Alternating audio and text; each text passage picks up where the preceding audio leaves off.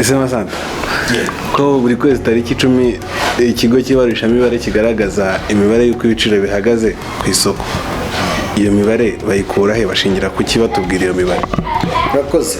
Nakubwira yuko imibare iyo ikigo cy'igihugu cy'ibarurishamibare berekana buri tariki 10 z'ukwezi, berekana uko ukwezi gutambutse ibiciro byari bihagaze, akenshi na kenshi bashingira ku bushakashatsi baba bakoze, kwibaza baba bakoze, icyo twakwita ngo ni sondage, kandi ibyo bigashingira ahanini ku cyo twakwita agatebo k'umuguzi. Hari icyo bita agatebo k'umuguzi, ni ngo buri muntu, buri muturage aba afite ibintu akenera bitandukanye, ariko hari ibintu twavuga yuko byisubira cyangwa bikenerwa na benshi.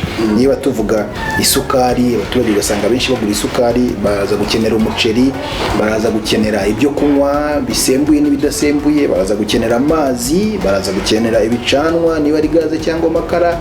Nuvuga ngo muri ibyo byose urabifata ugateranyamo, none ugafata n'ibijyanye n'ibyo twakwita ngo ubwikorezi cyangwa transport, kuko abantu bagenda cyangwa batwara ibintu. Ibyo byose rero biba bifite ibiciro bitandukanye, ariko noneho bagafata mu buryo buri random. Niba mfashe ibinyobwa, ndafata ikinyobwa kimwe mu bidasembuye gihagararira ibindi. Niba mfashe ibigisembuye, ndafata kimwe muri gihagararira ibindi. Niba mfashe ibicanwa, nkafata amakara na gaze, mu gace kamwe harahagararira uduce twose twa Kigali cyangwa mu bice by'imijyi.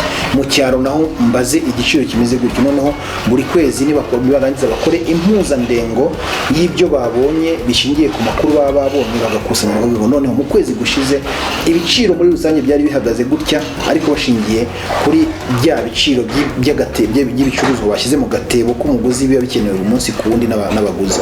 Nguko uko bakusanya imibare bashyira mu ikigo cy'igihugu cy'ibarurishamibare batangaza muri tariki 10 bagaragaza ihindagurika ry'ibiciro mu kwezi kuba kwabanjirije.